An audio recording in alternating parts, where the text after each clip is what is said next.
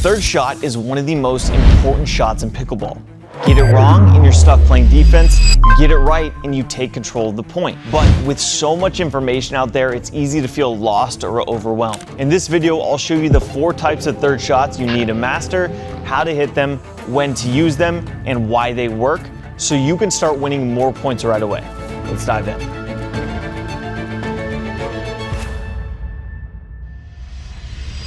Before we even think about how to hit the third shot, we have to talk about why we're hitting it in the first place. What's the actual goal here? Well, it's simple. Get yourself to the kitchen line. That's it. The baseline is your defensive line. The longer you stay back there, the more pressure you're under. Your mission with the third shot is to get you and your partner up to the kitchen line where you can control the rally and build the point on your own terms. And while it's tempting to go for flashy winners or force errors, that's not what most great third shots do. The majority aren't designed to end the point. They're designed to buy you time, gain position, and set the stage for everything else that comes next. That even includes the third shot drive, which gets misunderstood all the time. And yes, we'll break that down fully at the end of this video. So the first third shot that everyone has to have is the slice drop or the shovel drop. The slice drop is your bread and butter. It's the safest, easiest way to take pace off your ball, give yourself time, and work your way up to that kitchen line. This is going to be a short bunt-like drop that gives you time to get up to that kitchen line, and there's almost no offense to it. When you're stretched, off balance, or trying to buy time, this is the one you want. It floats the ball softly, slows the pace, and gives you space to move forwards without rushing. This is the most reliable way to neutralize aggressive returns, and it's the shot I rely on the most when things get chaotic. So for the shovel drop, the first thing we need to make sure we're doing is trying to get behind that ball. So I want you to get your outside leg behind that ball, no matter where it is. We can hit this ball when we're stretched, and it's actually very useful on a stretched ball because we're floating that ball up. But the main thing is first, get there behind the ball with your legs. Second, we want to make sure that we're coming underneath that ball with an open paddle face. And the last thing I want you to really focus on, and I think this is the biggest key to the shovel drop, is trying to keep the ball on your paddle for the longest period of time. We're guiding that ball and floating it onto the other side. So if we have the idea in our head that we want to keep this ball on the paddle for the longest period of time while lifting that shot, then we're gonna make sure we have a lot of control. It's gonna be a little hack that you can do to make sure that you really get extra control on that shovel drop. So I'm getting the bottom part of the ball and I'm keeping the ball on my paddle as long as possible. I'm guiding it and making sure that my legs are also behind that ball. I'm getting low with my body like you can see. And I just feel like I can't really miss this one because it's so simple. Of course, making that ball in the kitchen over and over is a small zone, but this is the simplest drop you can hit. This is your bread and butter right here, and what you should resort to as your basic neutral drop. Next up is the roll drop, your topspin option that adds just the right amount of pressure. Unlike the slice drop, which floats and gives you more margin, the roll drop comes off quicker, stays lower with a more aggressive, linear trajectory. You're not just dropping the ball, you're pushing it forwards with topspin, which takes away time from your opponent and can catch them while they're still moving up to that kitchen line. That's really the beauty of this shot. It blends control with pressure. I love using it on a shorter return, especially if I notice that my opponent is slow getting up or stuck in transition. And if your slice or shovel drop isn't feeling great that day, this is an excellent alternative that keeps you in control.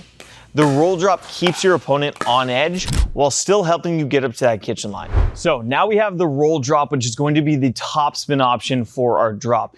This is going to be a simple push forward, and rather than hitting under the ball so much, I want you to think of trying to get the back of the ball and then brushing up a little bit. So I'm pushing that ball forwards and I'm letting that topspin just kind of fall over once it gets to that kitchen line. So it's going over that net and then it's kind of just dipping down, and it's a little more of a linear trajectory rather than the shovel drop, which is going to be floaty and higher. but it's very effective if you want to take time away from your opponent. You want to make sure that you get that leg behind the ball as well, that you get there early. And then a massive key for this one is try and keep your wrist locked here. So when I hit this drop, I'm really making sure that my wrist is locked the entire time so that my arm is just one lever and I'm literally just pushing forwards with a little brush motion. That way I can focus on just making sure I'm hitting the same spot over and over. So here's what the roll drop looks like. I'm just rushing over.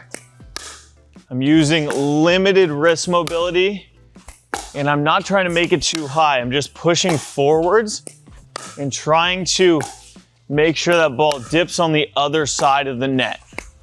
Super simple, super effective.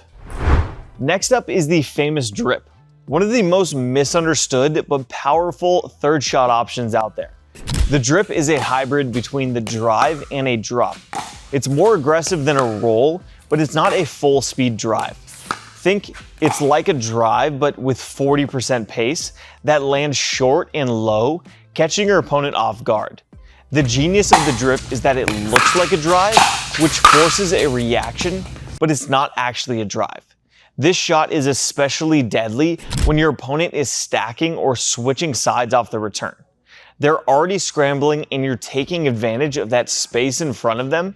Your goal is to aim at their feet while moving, not once they're set. It's definitely the hardest shot of the 4 that we're covering today. It's got more risk, a tighter margin, but when you get it right, it's incredibly effective and throws a wrench in their transition. The drip is going to have a very similar technique to that forehand drive, but the main thing is that we're taking a lot of the power off.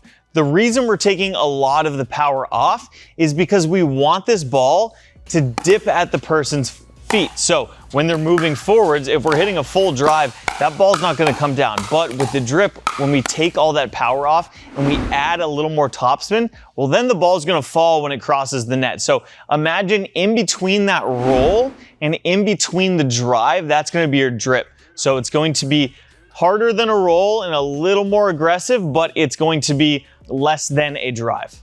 We want to make sure we're getting behind that ball with our feet here, and then we're pushing that ball forwards.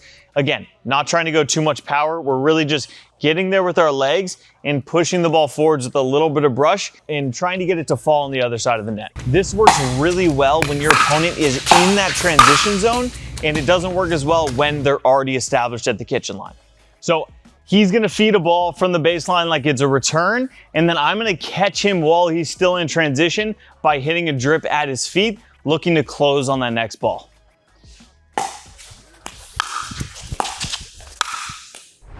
The drive is the most misunderstood shot of all the third shots, not because of how to hit it, but because of the goal. Most players think that the drive is about ripping winners or forcing errors, but at the highest level, that's not what it's used for. The best players use the drive to set up an easier fifth shot, one that they can drop and follow into that kitchen line. It's not about hitting through your opponent, it's about creating a short, soft reply that makes your next shot easier. If you happen to hit a winner or draw an air, that's just a bonus. The drive is especially effective against players who don't handle pace well or have weak counters. It's also effective when your opponents hit a good return that's difficult to drop, so you drive the first one and then drop the next. So for the drive, what we're trying to do is get an easier fifth. In order to do this, we want to aim low over the net, so that way they're not getting a high ball that they can play more aggressive. We want them to still give us a shorter ball, so we want to make it tougher for them. I don't think going for full speed on that drive is exactly the smartest idea because it's hard to stay consistent with that. I would go 80%, get them to give you that shorter ball you're looking for, and then drop that fifth shot. But some keys for the drive here. One, I want you to stay turned here as you're hitting so you're not opening up. That's gonna throw your accuracy off. We're staying nice and turned here. Two is that I want you to get behind the ball with your outside leg, or you can even step in here, but the first thing is going to be outside leg and then step in with your left leg. And then lastly, make sure you have a little bit of top spin. It's just gonna help bring that ball down and it's going to give us a little more margin. So he's gonna feed me a drive. I'm gonna drive the ball at him, ideally like I'd like it, and then I'm gonna use that fifth to get up to the kitchen line.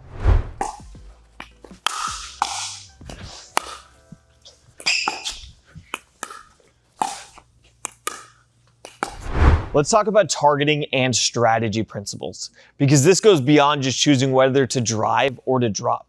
The huge part to a great third shot is where you're hitting it and why. You could get an advantage by where you're hitting your third shot. Smart thirds aren't just about execution, they're about positioning, pressure, and setting up that next shot. So here are the key targeting principles that I use every match. First, always target the weaker player or the person running in off the return.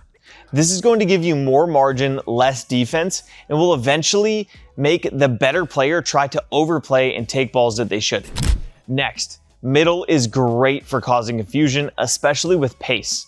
Use this especially when both players are equally as good.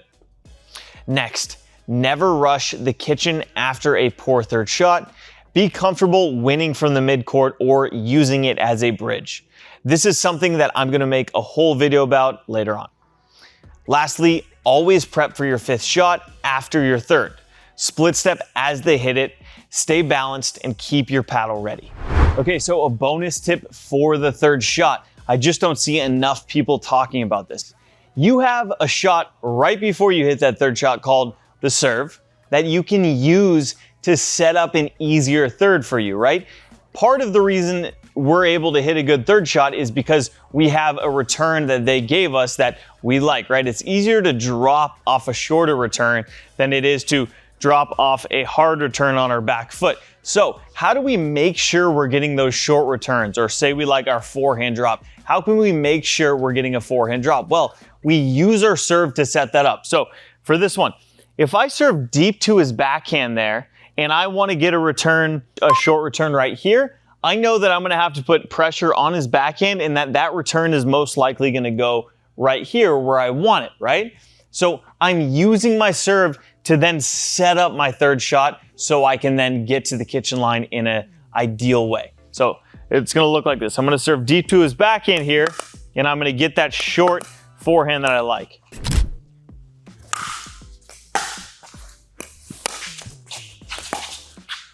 Boom. If you've made it this far in the video, I wanted to tell you about something I've been working hard on. It's called the Pickleball Collective. I truly believe it's going to be the best online instruction out there, not just for tips or drills, but for actual frameworks on how to get to that next level. The same ones I've used to grow my own game and compete at a pro level. This is built to give you a clear path forward about how to see the game differently. If that sounds like something you'd benefit from, hit the link in the description or the pinned comment and join the waitlist. I'd love to help you level up. I'll leave you with this. At a recent pro event, over 90% of third shots landed in play. This is one of the most missed shots at the amateur level, but pros keep it simple, consistent, and intentional. Start using these strategies and you'll notice a difference immediately. Thanks for watching, and if you got value from this, subscribe to the channel and please comment on what you'd want to see more of. I'll see you in the next one.